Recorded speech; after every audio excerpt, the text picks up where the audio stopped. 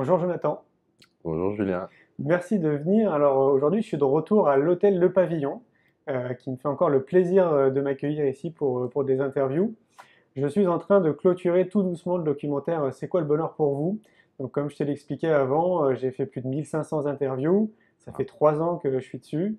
On est en train de le finir, donc on va t'intégrer en gros dans les derniers rushs. Et ça me paraissait fondamental quelque part de te poser cette question, c'est quoi le bonheur pour toi, suite à ton parcours, à ce que tu as mis en place là, ces dernières années. Et puis je crois qu'il y a eu des synchronicités un peu qui a fait qu'il fallait qu'on se rencontre. Ouais, c'est clair. Alors c'est quoi le bonheur pour toi, Jonathan? Je savais que tu allais me poser cette question et je sais toujours pas comment y répondre parce qu'il y a tellement de façons de répondre à cette question. Euh, je crois qu'une manière de répondre à la question qui me parle particulièrement, c'était l'approche de Bouddha, qui est de ne pas parler du bonheur, mais de parler de la souffrance. Et de dire que le bonheur, c'est d'être libre de la souffrance, libre de l'agitation mentale et émotionnelle qui nous touche tous, libre de la peur, de la colère, de la tristesse, de l'irritation, de l'impatience, libre de ça. Euh, alors ça veut dire plein de choses, être libre de ça. Euh, et je crois que bien sûr, une des choses que ça veut dire, c'est d'être connecté à l'instant présent. Euh, Et donc, une autre réponse à qu'est-ce que c'est le bonheur pour moi, autre que l'absence de souffrance, c'est de réussir à être dans l'ici et maintenant. Réussir à connecter à ce qui est en train de se passer en ce moment autour de nous. Et c'est un travail personnellement que j'essaye de faire depuis un petit moment, depuis que j'en ai pris conscience, et que je trouve très difficile, que je trouve extrêmement difficile. Plus on a conscience que qu'on est dans le mental, je crois que plus on se rend compte qu'on passe si souvent à côté de l'instant présent. Euh, euh, Eckhart Tolle, il dit quand tu te rends compte que tu n'es pas présent, c'est un signe de présence. Hmm. Donc ça, je trouve que c'est aussi un signe intéressant pour qu'on se pose cette question de qu'est-ce que le bonheur. Hmm. Parce que alors je te rejoins complètement, hein. C'est sûr que être dans la conscience, être pleinement présent de ce qu'on fait, typiquement là dans notre interview, et d'être juste toi et moi, pas en train de penser à autre chose, Ouais, c'est un challenge de tous les jours, hein. Donc on appelle ça la pleine conscience notamment. Tu penses qu'il y a des outils pour nous amener justement vers la pleine conscience, ouais? ouais, bien sûr. Ouais. Il y a plein d'outils, je crois, qui sont à notre disposition pour, pour nous mettre dans l'instant présent.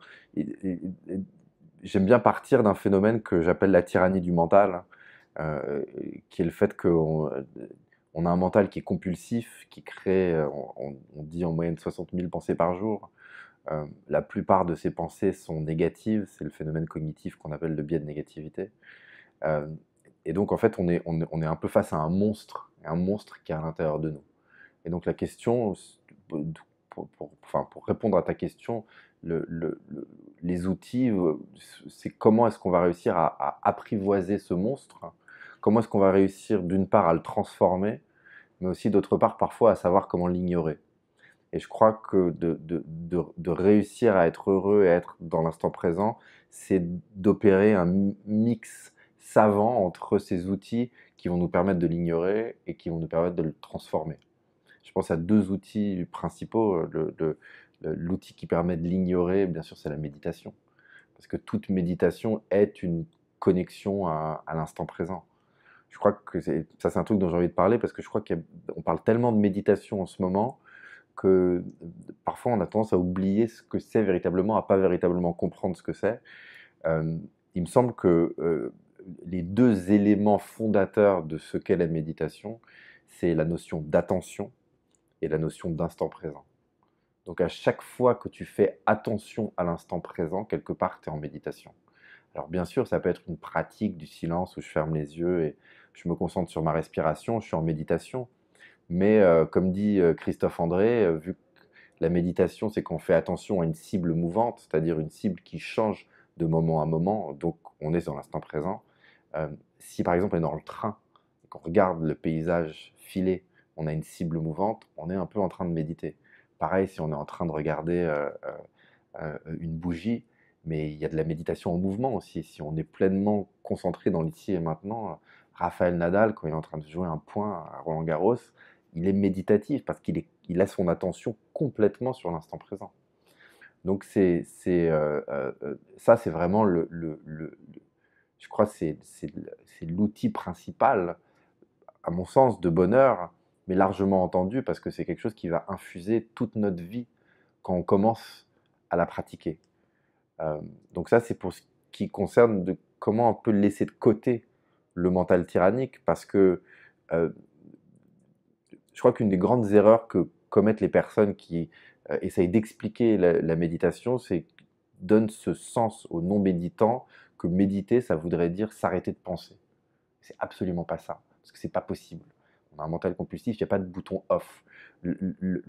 La chose la plus importante dans l'acte de méditation, c'est de ramener son attention quand elle va irrémédiablement se perdre dans des pensées de passé et de futur. Donc à chaque fois que je ramène mon attention à l'ici et maintenant, je muscle mon attention, je muscle ma capacité à allouer ensuite mon attention là où je vais vouloir, et notamment vers du contenu qui va me donner du bonheur. Et donc, le but de la méditation, s'il y a un but, parce que c'est toute une autre question, mais si on peut définir un but de la méditation, je le définirais comme cette musculation de l'attention. Plus à chaque fois que je me perds et que je remarque que je me suis perdu, et que je reviens, en fait, je suis en train de méditer. Et bien sûr, le problème, ou en tout cas le challenge, c'est que souvent, on ne se rend pas compte qu'on médite, qu'on pense, je veux dire.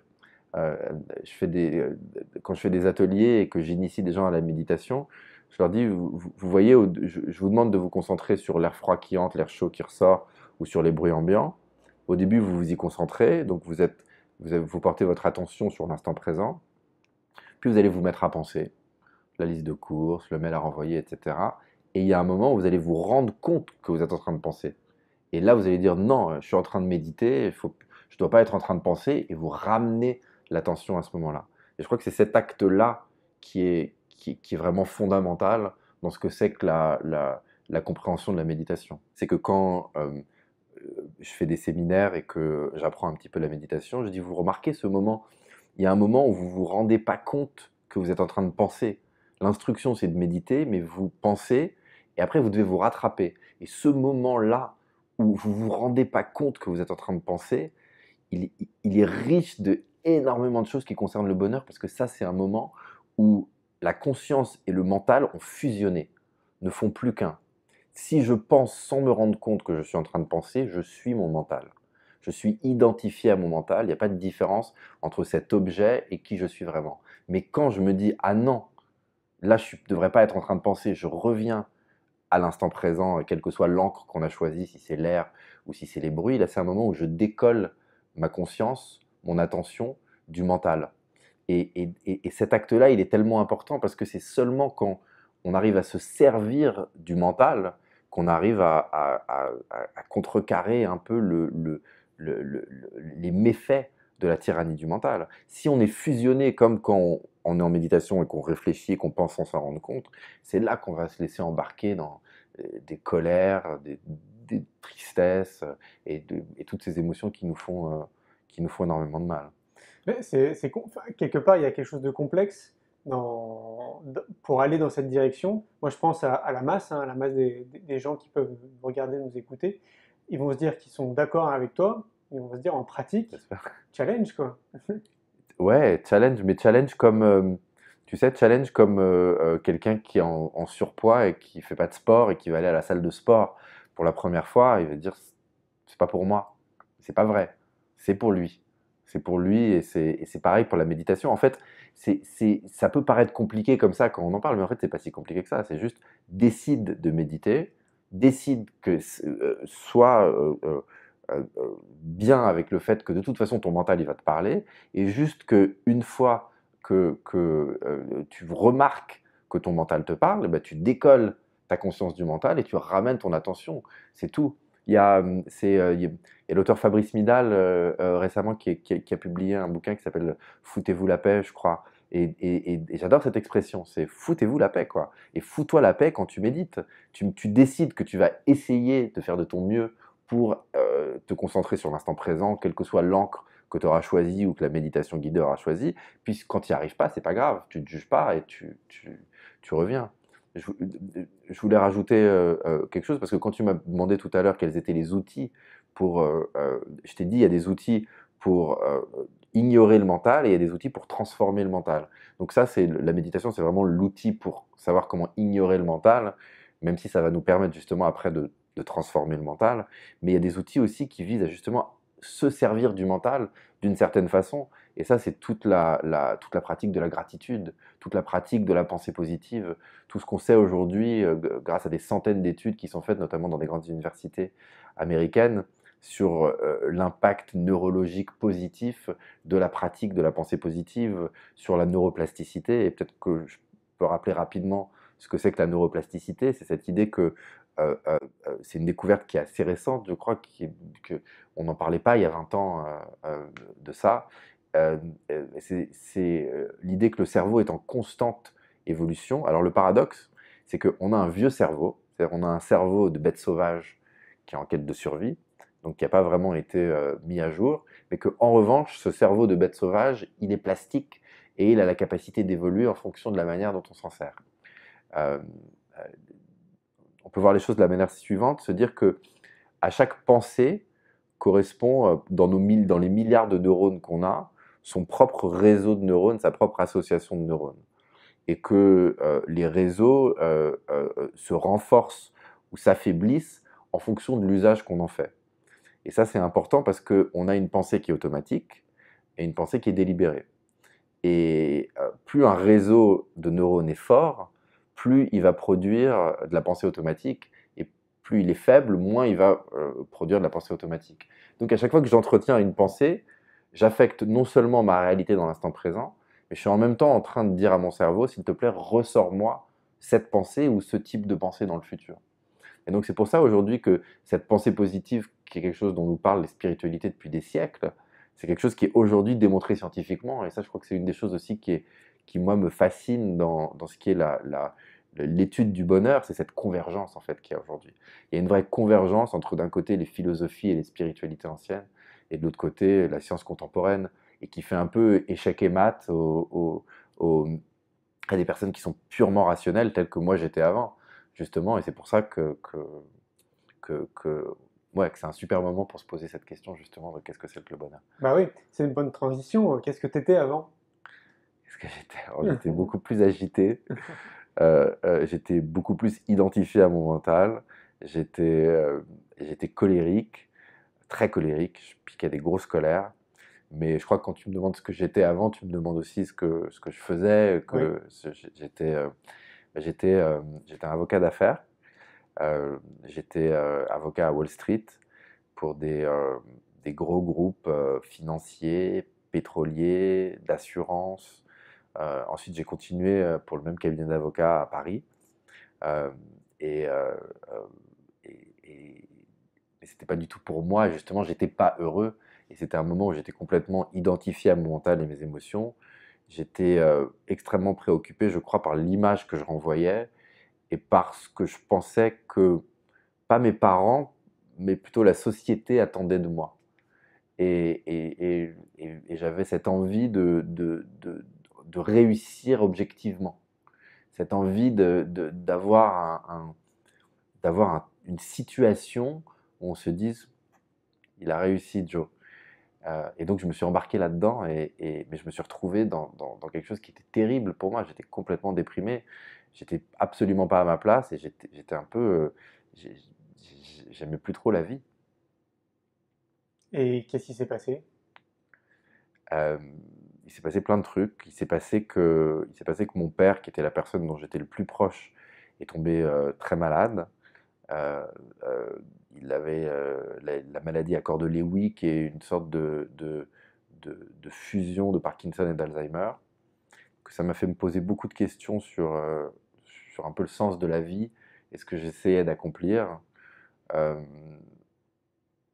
et ça a été un élément qui m'a permis je crois, de quitter la profession d'avocat et me lancer un peu dans une sorte de grande recherche de moi-même sur le bonheur et d'essayer de trouver quelque chose que j'allais pouvoir faire Je savais pas exactement quoi quand je suis parti. Je savais que je voulais faire quelque chose qui soit créatif et quelque chose qui puisse aider les gens, qui puisse contribuer quelque chose de positif. En tout cas, mais je savais pas vraiment quoi. Et puis ça a été une sorte de petit chemin qui a été avec des grosses découvertes, notamment la découverte d'Eckhart Tolle. J'ai lu le livre A New Earth, euh, qui, euh, qui s'appelle Nouvelle Terre en français, mais je crois que le pouvoir du moment présent est plus accessible, en tout cas dans sa traduction française. Euh, et ce livre a complètement révolutionné ma vie. Euh, Un déclic, quoi. ah ouais, c'était, je pouvais pas croire, je pouvais pas croire en lisant ça, comment c'est possible Mm. que j'ai pas su ce qu'il raconte dans ce livre avant. Comment c'est possible que personne autour de moi n'est au courant de ça?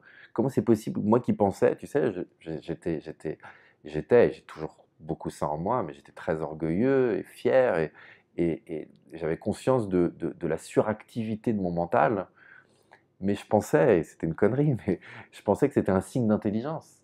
Je me disais, mais je ne comprenais pas que c'était en fait quelque chose qu'on partageait tous, déjà plus ou moins, mais tous, et que surtout c'était un signe de souffrance, et que un mental suractif, c'était pas un signe d'intelligence, mais c'était un signe d'un dysfonctionnement qu'on était capable de résoudre, en fait. Mm. Euh, Ouais. C'est une bonne transition parce que tu dis personne ne me l'avait appris. Et comme tu le sais, pour moi, tout part de l'éducation. ouais. Et justement, bah, on est en train de créer une école qui s'appelle l'école de la vie parce qu'on est convaincu que tout part de là et que bah, il faut essayer d'accompagner les petits êtres que sont nos chers et tendres enfants vers un accompagnement de l'être plutôt qu'un accompagnement de l'avoir. C'est quoi ton regard justement sur l'éducation?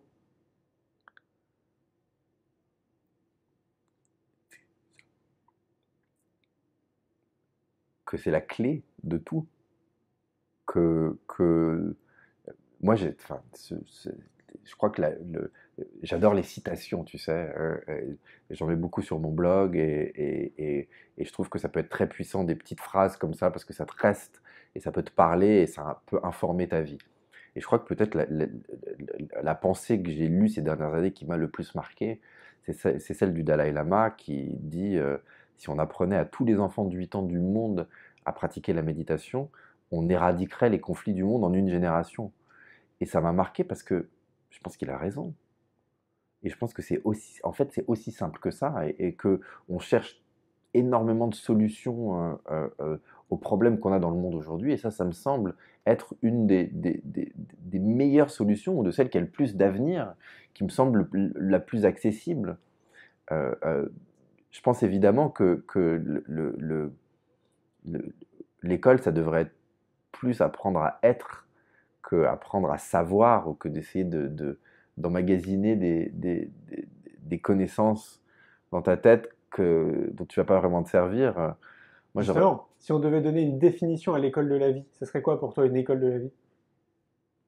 mais c'est comment apprendre à se rendre heureux soi-même, je crois, et rendre les gens autour de soi heureux. Je pense que dans une école moi, dans l'école, j'aurais aimé qu'on m'apprenne à faire une omelette, par exemple, j'aurais aimé qu'on m'apprenne à bien écouter quelqu'un, m'apprendre à connecter à la nature, euh, euh, bien sûr apprendre à méditer, mais euh,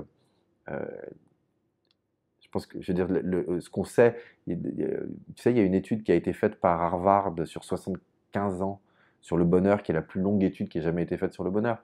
Et, et la conclusion de l'étude après 75 ans sur qu'est-ce qui rend heureux, roulement de tambour, c'est d'avoir des bons rapports avec les autres. Ce qui est pas, ce qui semble évident quand on le dit comme ça. Mais pour pouvoir avoir un bon rapport avec l'autre, ce qui est essentiel, c'est d'avoir un bon rapport avec soi-même. Et je pense que c'est ça le truc le plus important à apprendre, parce qu'on ne nous apprend pas vraiment ça. Avoir un bon rapport avec soi-même, c'est savoir prendre soin de son corps et savoir prendre soin de son mental. Et prendre soin de son corps, c'est savoir bien se nourrir, et c'est savoir faire des bons exercices qui sont bons pour le corps. Ça prendre soin de son mental, c'est justement ce dont on parlait, ces pratiques de méditation, de psychologie positive, de savoir comment gérer cette bête folle qui est à l'intérieur de chacune de nos têtes. Pourquoi est-ce que j'ai aucun prof qui m'a dit vous allez être victime de votre mental, mais je peux vous apprendre comment mieux vous servir de votre mental pour réussir à mieux vous donner à vous et donner aux autres. Et d'ailleurs, et pour répondre à ta question sur l'école, parce que là, tu vois, je commence à... Euh, je pense qu'il y a un terme qui est hyper important et qui est un terme qui fait peur, mais c'est fou que ça fasse peur. C'est le terme d'amour. Je pense qu'il faut apprendre à s'aimer soi-même. Il faut apprendre à aimer les autres. Il ne faut pas avoir peur de ce terme. J'ai été faire de la méditation guidée dans une école élémentaire et j'ai croisé le directeur qui m'a dit: «C'est quoi ce que vous faites?» Je vais vous montrer un peu les scripts de méditation et j'avais une méditation qui était une méditation que dans la tradition bouddhiste on appelle méta, qui est là où tu envoies de l'amour, en gros tu envoies des bonnes ondes autour de toi. Et donc l'idée que j'avais dans cette méditation, de l'école, c'était de faire en sorte que les élèves s'envoient des bonnes ondes les uns aux autres. Mais il y avait le terme amour dedans. C'était pas du tout un amour amoureux, c'était un truc de bienveillance. Et il m'a regardé, le directeur d'école, et il m'a dit: «Mais vous savez, monsieur, l'amour, c'est pas au programme de l'éducation nationale.» Et je comprends ce qu'il veut dire, mais en même temps, c'était un peu choquant parce que est-ce que c'est pas ça, la vie, le bonheur? Est-ce que c'est pas l'amour de soi, l'amour de sa planète, de la nature, l'amour de l'autre, réussir justement à pas s'arrêter sur le négatif qui va sortir de l'autre ou de soi-même, mais justement se concentrer sur le positif? Euh, euh, Eckhart Tolle, c'est vrai que je le cite souvent, mais il a cette définition que je trouve super belle. Il dit aimer, c'est se reconnaître en l'autre. Et je crois que elle est puissante cette définition parce que c'est reconnaître le positif, mais c'est aussi reconnaître le négatif. C'est-à-dire, si je vois quelqu'un qui est impatient, qui est nerveux, et si j'arrive à pratiquer de l'amour avec cette personne, ça veut dire que je reconnais dans son énervement, dans son irritation, de l'énervement et de l'irritation qui sont en moi, et donc je ne le prends pas personnellement et j'arrive justement à développer de la compassion pour lui comme je la développerais pour moi-même si je la ressens à l'intérieur de moi. Et donc, je fais une belle digression, mais je pense que cette notion d'amour de son environnement, de l'autre, sans rentrer dans des considérations religieuses du tout, parce que ça ne m'intéresse pas, hein. Je te parle de considérations humanistes, je pense que ça c'est quelque chose qui devrait être important. Et qu'on devrait apprendre du coup, en tout cas on devrait peut-être nous accompagner dans cette direction, quoi. Ouais, et tu sais ce que j'ai envie de dire? J'ai envie de dire qu'on devrait ne pas nous désapprendre, parce que je crois que c'est quelque chose qu'on a à la base. Je crois que c'est quelque chose qu'on a dès le début, cet amour. Mais je crois qu'on vient et qu'on le sape. Euh, il y a des, il y a- J'ai vu un super docu sur Arte sur l'altruisme récemment où posait la question, mais est-ce qu'à la base on est vraiment égoïste comme la pensée majeure semble le dire, ou est-ce que on a des graines d'altruisme en nous? Et notamment, il y a un labo aux États-Unis qui fait des recherches que sur les bébés et qui se rend compte que les bébés ont des comportements naturels qui sont altruistes, qui sont empathiques. Mais effectivement, la vie, elle vient et elle te casse et elle te fait te dire je vais me protéger, et elle vient créer en fait ces comportements qui vont être bien plus égoïstes. Alors attends, on a aussi des comportements égoïstes qui sont innés parce que c'est ce qui nous a permis de survivre. Il y a un mix. Je suis pas en train de dire tout est bisounours et puis le système vient, et bien sûr c'est plus complexe que ça. Mais euh, mais je crois que il y a un truc avec continuer à réussir à cultiver quelque chose ces choses qu'on a quand on est enfant. Euh, une chose qu'on a quand on est enfant qui me semble essentielle et que moi je ne comprenais pas avant du tout et que je commence seulement à comprendre maintenant,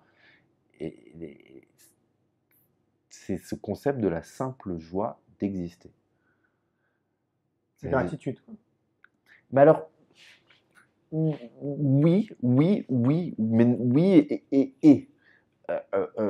C'est la gratitude, mais si tu veux, je le vois comme la simple joie d'exister comme par l'opposition au plaisir. On a une société, on vit dans une société qui est structurée autour de la notion de plaisir. Tout est question de je veux une belle voiture, des belles vacances, des drogues, des fêtes, du sexe, du truc, tout, de la bouffe, tout. Et de la musique, tout ce qui est autour des sens. Maintenant, il y a rien de mal en soi avec le plaisir. Mais le problème, c'est pas le plaisir lui-même, c'est notre quête perpétuelle du prochain plaisir. Et c'est ça, je crois, une des grandes sources de souffrance et un des grands apports de Bouddha, justement, à cette étude de ce qu'est le bonheur, c'est que si on est en perpétuel, si on rend notre bonheur contingent à tel ou tel plaisir, il va forcément y avoir des moments où le plaisir va plus être là et où on va être pas bien. La joie, tu peux la définir différemment comme le plaisir dépend toujours de quelque chose, mais la joie dépend de rien. Comme quand tu es de bonne humeur le matin sans aucune raison et que tu es en joie. Et ce que moi j'ai découvert grâce à la méditation, c'est que je pouvais respirer, et je pouvais ressentir l'air qui rentre et l'air qui sort, et que je pouvais ressentir une vraie joie, mais sans aucune raison. Et que c'est quelque chose, plus je pratiquais, que ça devenait comme un muscle, et que j'étais capable, même dans un tourbillon d'obligations, de contraintes, de choses qui ne marchent pas, sentir cette joie. Et ça, je crois que c'est quelque chose qu'il faut dire aux enfants qu'ils le savent déjà parce qu'ils la ressentent naturellement, cette joie. Comment continuer à la cultiver, cette joie, comme source première de bonheur. Est-ce qu'on n'aurait pas déjà tout en soi? Tu vois, cette joie, ce bonheur, cette gratitude, cette soif de découverte, cette soif d'apprendre, la bienveillance, etc. Et d'un autre côté, tu le dis juste à juste titre, je crois que le conditionnement de notre société fait que tout ça, ça disparaît, quoi.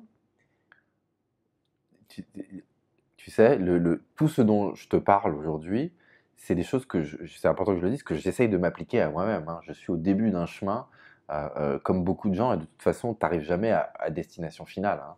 Mais tu peux voir une opposition entre plaisir et joie, dont on parlait, mais je crois qu'il y a une autre opposition qui vient répondre plus directement à la question que tu viens de poser, qui est entre les circonstances extérieures et les circonstances intérieures. Et, et- et par exemple, si je regarde ma vie en ce moment, je suis en train d'essayer de finir mon bouquin, de travailler sur une app, de faire plein de choses, et je suis constamment en train de penser à ces choses-là. Ah, j'ai envie que mon bouquin il ait du succès. Ah, si seulement l'app elle était comme ci, comme ça.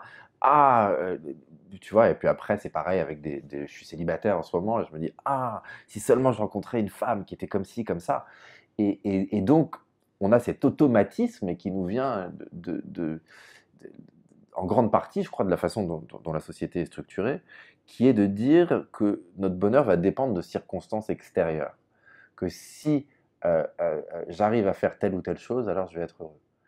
Euh, Bien sûr, c'est complètement, c'est ce qu'on sait quand on commence sur le chemin, c'est complètement faux. Le, le bonheur dépend de circonstances intérieures et pas des éléments extérieurs, mais de quelle est notre manière d'appréhender euh, euh, les éléments extérieurs.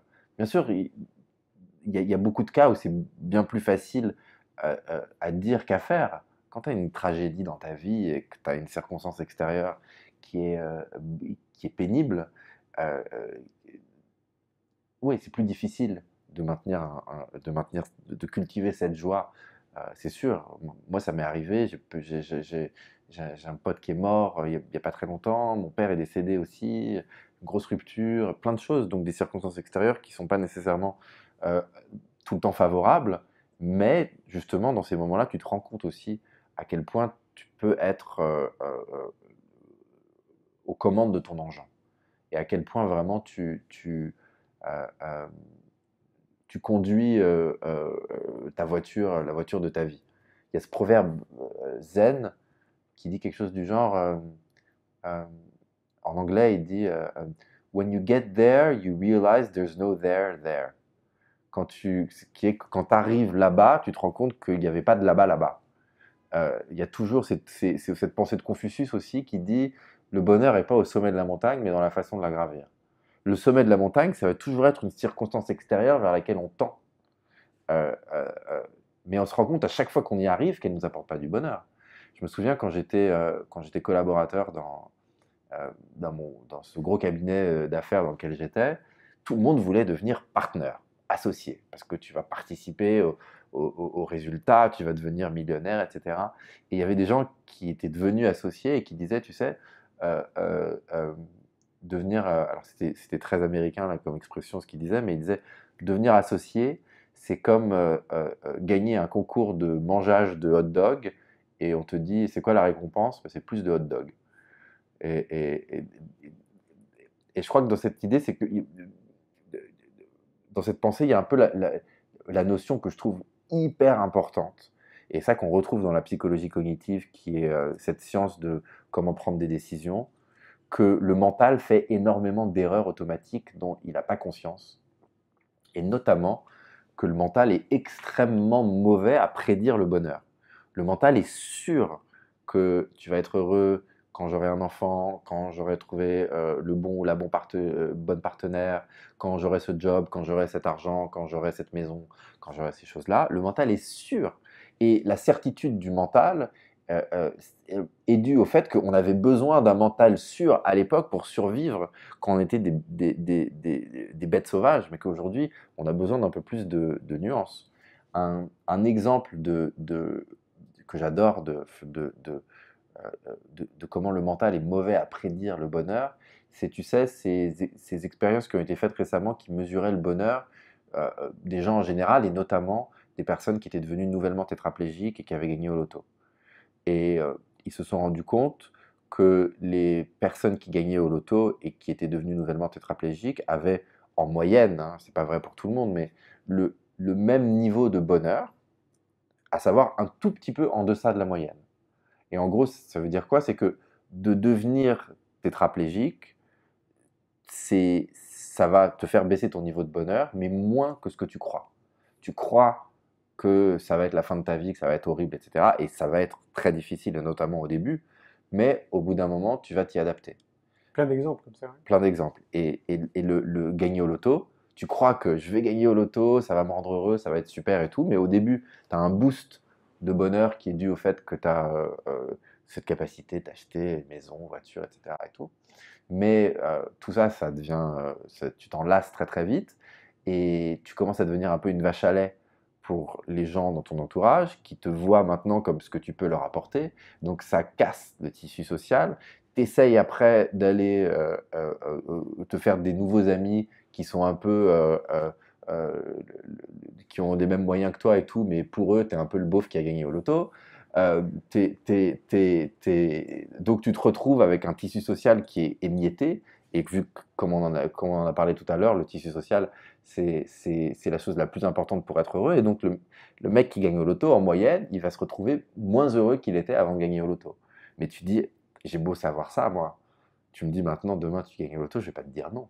Tu vois, j'ai beau le savoir et je le sais et ça se vérifie et tout. C'est un truc, comme tu parlais de conditionnement tout à l'heure, il y a des choses qui sont conditionnées tellement fort dans nos têtes que même si on nous le dit et si on nous le prouve, on va quand même s'accrocher.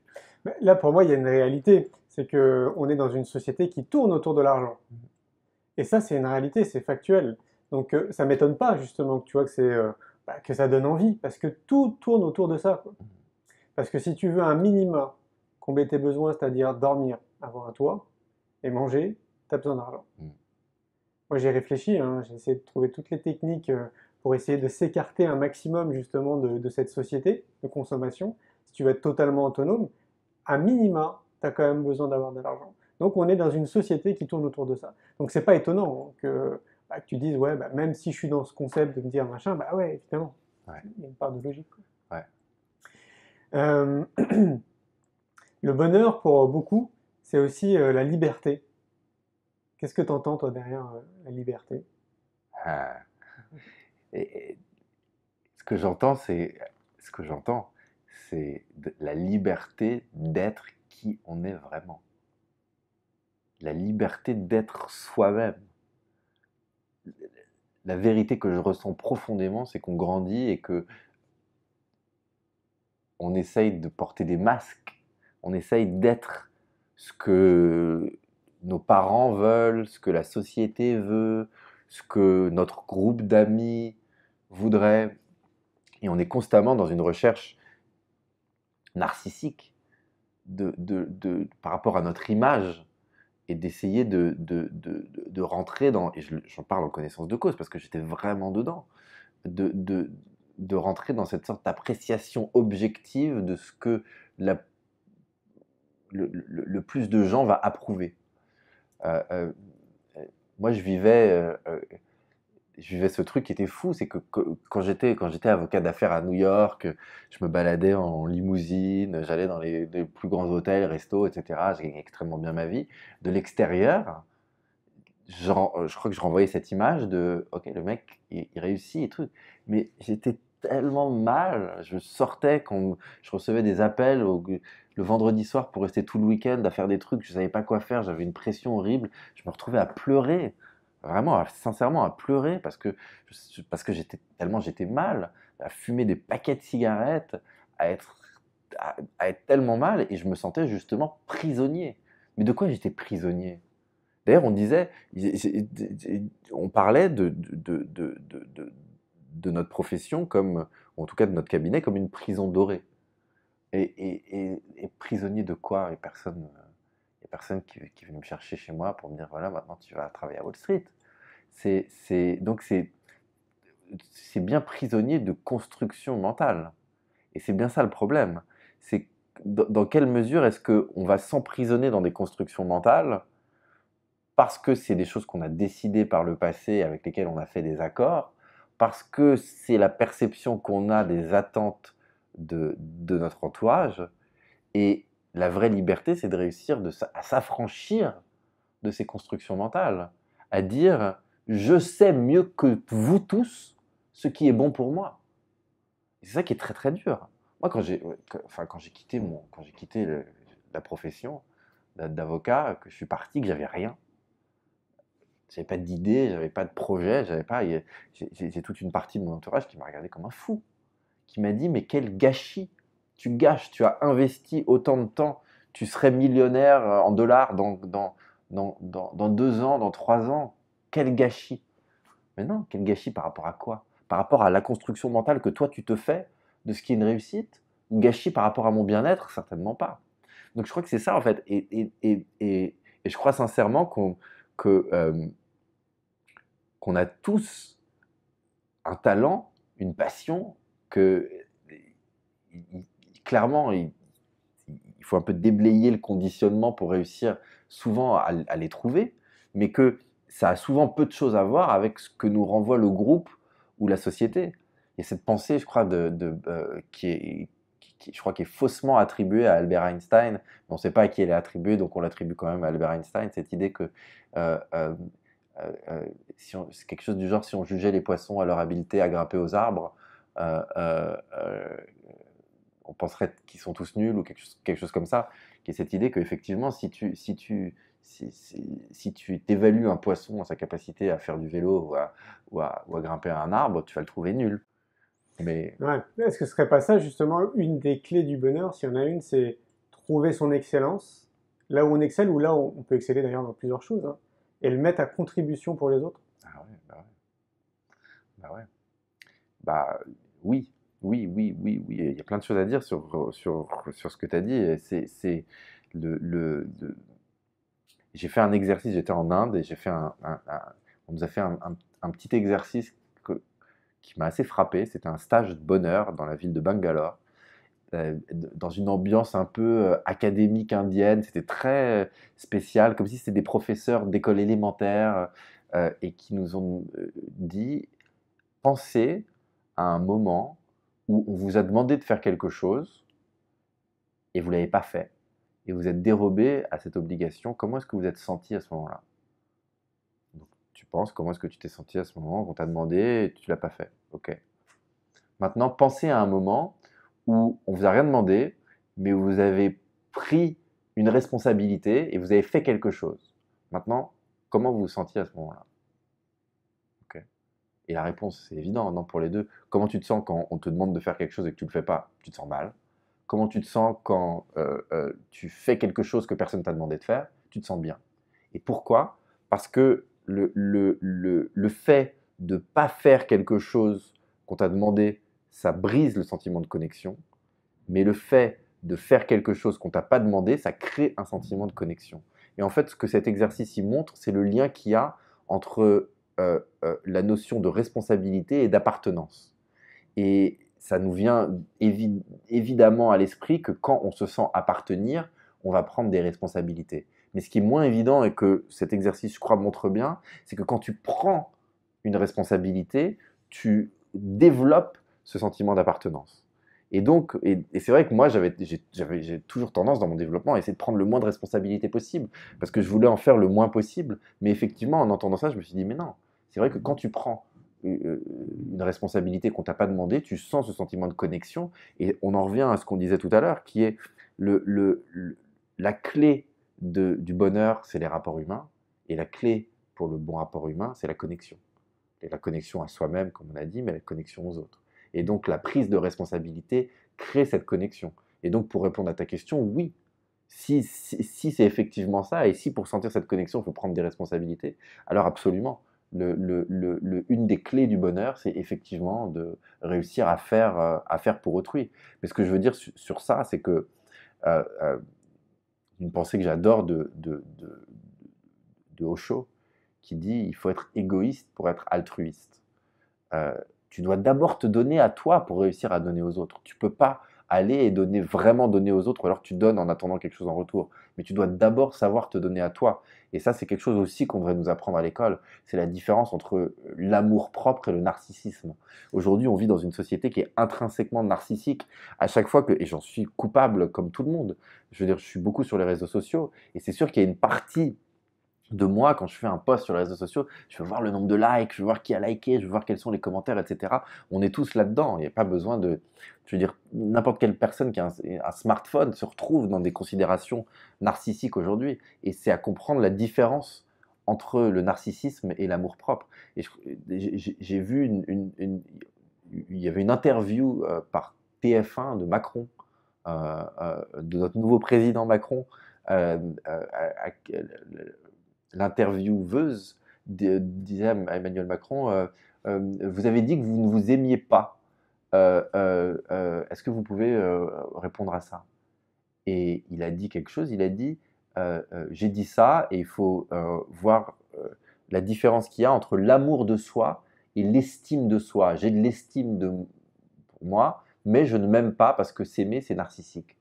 Non, il est brillant le mec, mais non, non, non, non, non, ça c'est le pire contresens spirituel que tu peux faire à mon sens. Le narcissisme, c'est l'amour de son image.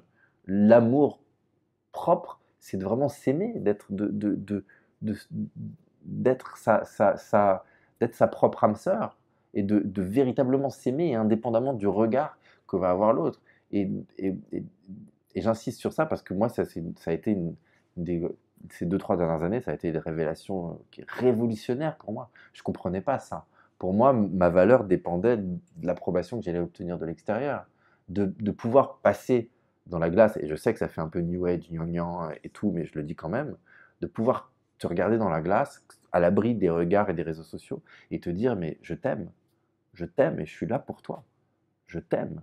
Ouais, ouais, sans que ce soit un truc hippie, New Age et tout. Non, parce que c'est nécessaire pour toi et parce que si tu te le donnes à toi, après, tu vas réussir à le répandre autour de toi.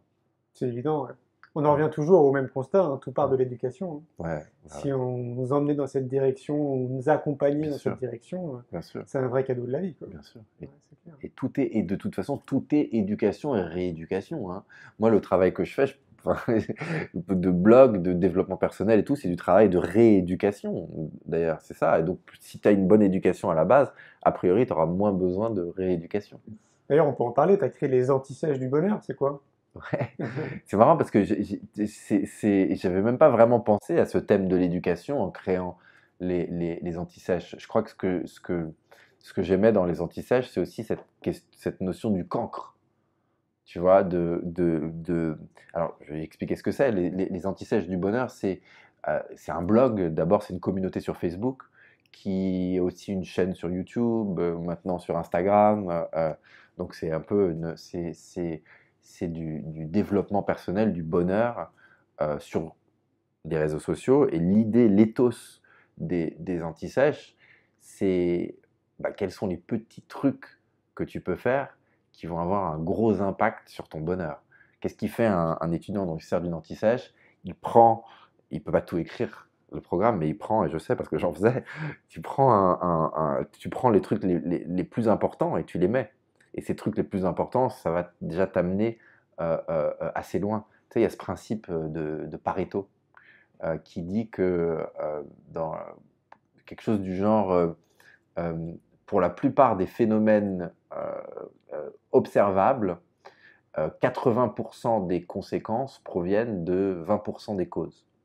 Ça veut dire si par exemple je révise pour un examen, je vais faire 80% du travail important dans les 20% de temps au début, et le 80% qui reste de temps que je vais investir, ça va être pour les 20% du reste de mon résultat. Et je crois qu'on retrouve ça beaucoup dans la vie, qui est que le gros push, le gros effort que tu donnes au début, c'est vraiment ce qui compte le plus dans le résultat que tu vas avoir. Et donc c'est un peu ça, l'idée de l'anti-sèche, c'est une idée d'effet de levier. Qu'est-ce que tu vas pouvoir faire comme petit truc qui va avoir un impact incroyable dans ta vie par rapport au poids du truc.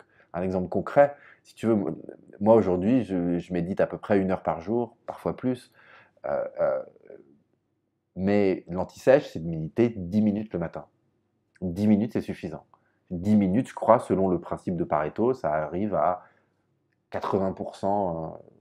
Bon, après, je ne peux pas mesurer scientifiquement, mais c'est cette idée-là.